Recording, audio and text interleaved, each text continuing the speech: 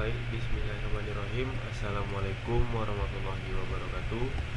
Saya Habib Muhammad Saleh Daulay dari kelas 6E pada mata kuliah pemrograman mobile. Di video kali ini kita akan membahas atau membaca materi mengenai local storage,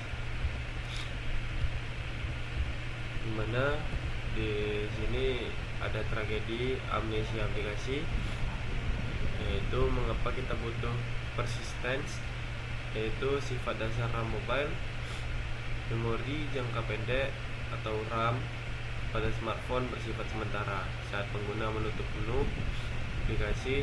Seluruh state di dalam memori JavaScript akan dihapus bersih. Lalu masalah pengalaman pengguna atau UX, itu pengguna akan sangat frustasi jika mereka harus login ulang, mengatur kembali preferensi tema, atau kehilangan item di keranjang belanja setiap kali membuka aplikasi. Lalu ada solusi terakhir, yaitu menyediakan mekanisme penyimpanan luring atau offline storage jangka panjang yang persisten di dalam memori internal perangkat fisik. Nah, async storage disebut buku catatan sederhana yang memiliki definisi pustaka penyimpanan lokal berbasis pasangan kunci nilai atau key value pair yang tidak terenkripsi, sangat mirip dengan local storage pada ekosistem web. Nah, karakteristik utamanya asinkron atau non-blocking, proses membaca dan menulis data pengguna promise agar tidak membangkukan performa antarmuka atau main dari UI thread-nya. Nah, hanya teks murni, data berbentuk objek atau array wajib diubah menjadi string menggunakan JSON.stringify sebelum disimpan. Kasus penggunaannya menyimpan data kecil non-sensitif seperti preferensi bahasa, status apakah user sudah melewati layar onboarding, atau pengaturan notifikasi. Di secure store atau bisa disebut berangkas rahasia berenkripsi perangkat, ada bahaya besar untuk async storage ini, di mana data di async storage disimpan dalam bentuk teks biasa atau plain text. Jika pengguna di root atau terkena peretasan, data tersebut sangat mudah dicuri. Expose Secure Store, solusi enkripsi tingkat militer yang memanfaatkan perangkat keras keamanan bawaan ponsel, yaitu Keychain pada iOS dan Keystore pada Android. Data wajib di Secure Store, di mana token access API, password, PIN, transaksi, atau data privasi finansial pengguna, di mana batasan teknisnya hanya dioptimalkan untuk data berukuran kecil. Kita selanjutnya ada SQLite dan Realm, atau disebut gudang data masif sisi klien. Ketika data yang harus disimpan secara offline berukuran besar, berstruktur rumit, dan saling memiliki relasi, penyimpanan key value tidak lagi memadai. Nah, SQLite atau yang disebut Machine Database Relational SQL mini yang tertanam langsung di dalam sistem operasi HP, sangat tangguh untuk melakukan query kompleks secara lokal tanpa internet. Sedangkan Realm MDB atau Watermelon DB, alternatif database NoSQL modern untuk aplikasi mobile yang menawarkan kecepatan baca atau tulis ekstrim serta arsitektur berbasis objek yang sangat ramah terhadap reaktivitas React Native. Siklus hidup hydration ini bagaimana cara aplikasi modern menyambut pengguna yang baru membuka aplikasi kembali dengan cara menahan layar, yang dimana saat aplikasi pertama kali dinyalakan, tahan splash screen agar tetap aktif. Lalu ada proses hydration. Di balik layar, sistem asinkron membaca token dari secure store atau preferensi dari async storage. Nah, Selanjutnya ada pembersih root navigasi. Jika token ditemukan dan valid, rect row langsung diteleportasikan pengguna ke halaman dashboard utama. Jika kosong, nanti diarahkan ke layar login. Otomisasinya menggunakan pustaka seperti Zeus dan Persis atau Redux Persis seperti pada materi sebelumnya, yang mengotomisasikan penyimpanan dan pemulihan global state tanpa kode manual yang repetitif. Strategi sinkronisasinya yaitu dengan optimistic UI updates, teknik mengubah tampilan UI seketika seolah-olah data sudah sukses terkirim ke server, memberikan impresi aplikasinya sangat cepat. Nah, antrean mutasinya offline jika pengguna melakukan aksi saat berada di dalam terowongan atau mode pesawat, simpan aksi tersebut ke antrean penyimpanan lokal. Nah, sinkronisasi otomatisnya begitu modul jaringan mendeteksi sinyal internet telah kembali, sistem akan diam-diam mengeksekusi antrean lokal tersebut ke server latar belakang. Ada batasan kapasitas dan penanganan error.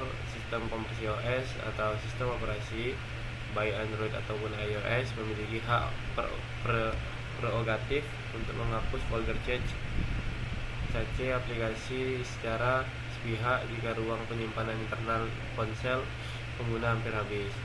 Nah, lalu stateful exception-nya selalu bungkus kode penulisan penyimpanan lokal di dalam blok try catch.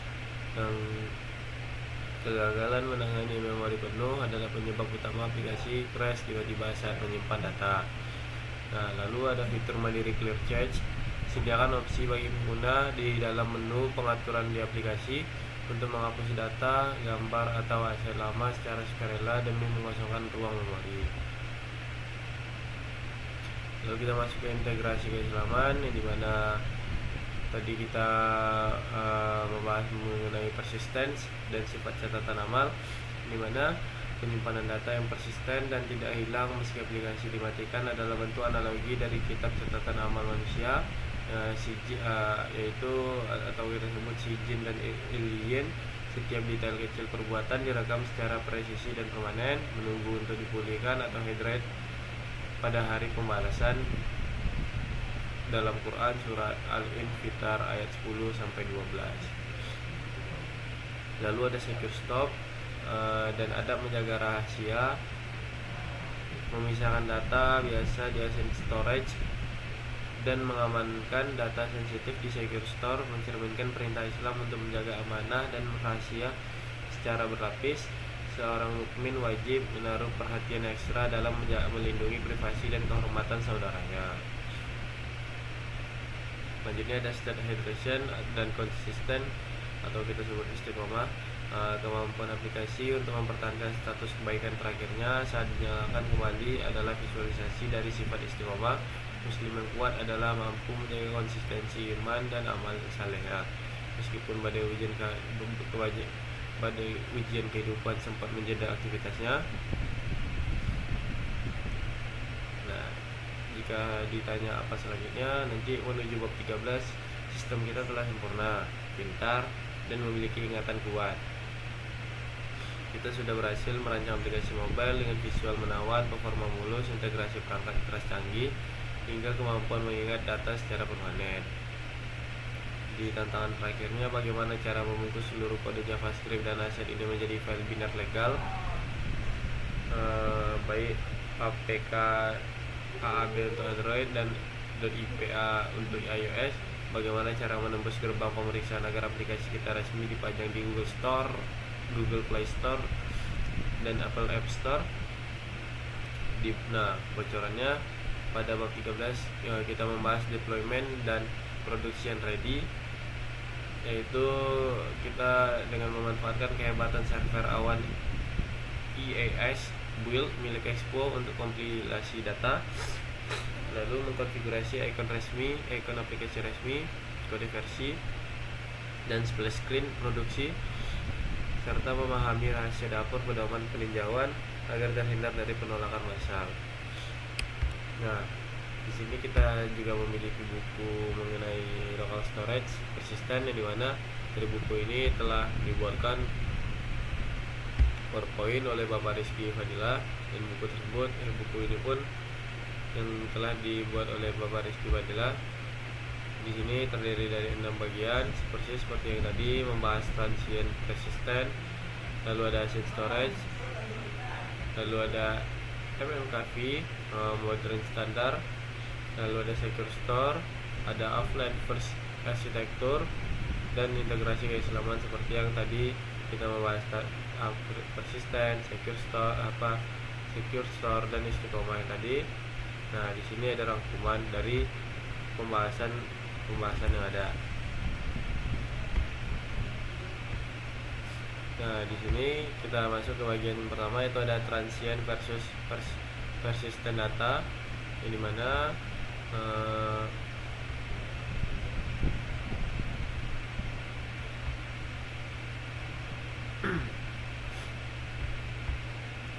memori terbagi menjadi dua kerajaan besar, sifat bertolak belakang, RAM atau random access memory, dan disk. Saat kamu menjalankan aplikasi React Native, sifat RAM ini mirip dengan ingatan ikan mas koki atau papan tulis di gelas. Ia sangat cepat untuk ditulis dan dibaca, tetapi bersifat volatil atau sementara. Begitu aplikasi ditutup, kita sama aja dengan kill app. HP dimatikan atau sistem operasi memutuskan untuk membersihkan memori demi menghemat baterai. Semua data di RAM tersebut akan lenyap seketika tanpa bekas. Sebaliknya, disk atau penyimpanan internal HP bersifat persisten, mirip dengan memahat tulisan di atas batu prasasti. Proses menulisnya memang jauh lebih lambat daripada menulis di RAM, dan proses membacanya juga butuh usaha lebih, tetapi data tersebut akan bertahan selamanya. Gitulah perbedaan transient dan persistent, atau kita sebut perbedaan dari RAM dan disk. Nah, selanjutnya kita masuk async storage, dimana async storage adalah standar de facto untuk penyimpanan data lokal di React Native, mirip dengan local storage di pengembangan web. Ia adalah sistem penyimpanan kunci nilai atau key value yang sederhana, tidak terenkripsi, dan bersifat global untuk seluruh aplikasi. Dimana cara kerjanya, kamu cukup memberi sebuah kunci string dan sebuah nilai string, lalu ia akan menyimpannya. Kesederhanaan ini asinkron menjadi pilihan utama tutorial pemula dan aplikasi skala kecil hingga menengah. Ia sudah teruji oleh waktu dan didukung oleh komunitas yang sangat besar. Nah, kita masuk ke MMKV atau modern standard. MMKV adalah Rocket. MMKV adalah pustaka penyimpanan key value yang awalnya dikembangkan oleh WeChat atau Tencent untuk aplikasi perpesanan mereka yang masif, dan kemudian diporting ke React Native, dimana keunggulan utamanya membuat rahang jatuh adalah kecepatannya. MMKV diklaim dan terbukti 30 kali hingga 100 kali lebih cepat daripada async storage dalam operasi baca tulis. Bagaimana bisa secepat itu? Rahasia terletak pada penggunaan C++ dan JavaScript interface-nya,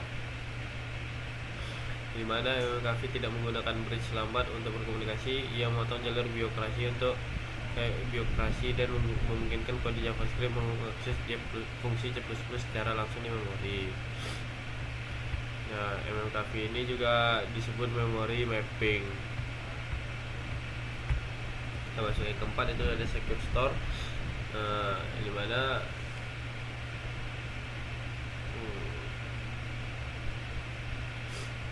di Expo Secure Store ini tidak menyimpan data file sembarangan. Di iOS ia menggunakan Keychain Service, dan di Android ia menggunakan Keystore System.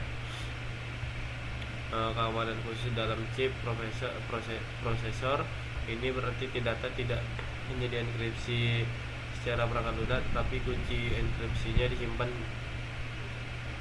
di area perangkat keras yang terisolasi dan sangat sulit ditembus oleh malware sekalipun.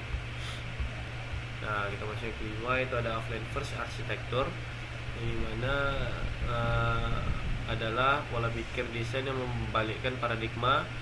Kita berasumsi bahwa internet mungkin tidak tidak ada dan aplikasi harus tetap berfungsi sebaik mungkin. Tanpa koneksi tersebut, aplikasi offline first tidak menganggap ketiadaan internet sebagai error, melainkan sebagai salah satu state atau kondisi normal operasional.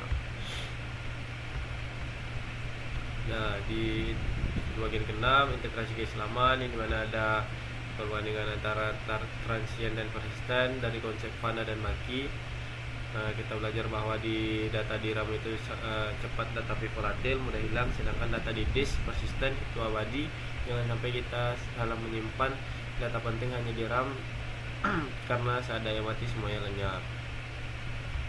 Lalu di secure store, kita menggunakan secure store dan enkripsi karena kita tahu data pengguna seperti token atau password adalah rahasia yang harus dijaga. Menyimpan password dalam bentuk teks biasa atau plain text adalah sebuah pengkhianatan terhadap kepercayaan pengguna. Lalu pada offline first dan persiapan bekal. Nah, di arsitektur offline first ini memastikan aplikasi tetap berguna meskipun koneksi internet terputus. Kita menyiapkan cache agar pengguna tidak menatap layar kosong saat sinyal hilang. Nah, di sini juga diberi rangkuman di transient persistent data tadi ada nih RAM, disk, strategi, yang dimana strategi jangan menyimpan semuanya ke disk, simpan hanya data yang krusial untuk menjaga performa karena operasi tulis ke disk itu mahal bagi baterai dan CPU. Lalu ada async storage, dimana ada asynchronous dan string only. Lalu ada mmkv, synchronous dan JavaScript interface. Lalu ada keunggulannya itu bisa 30-100 kali lebih cepat daripada async storage.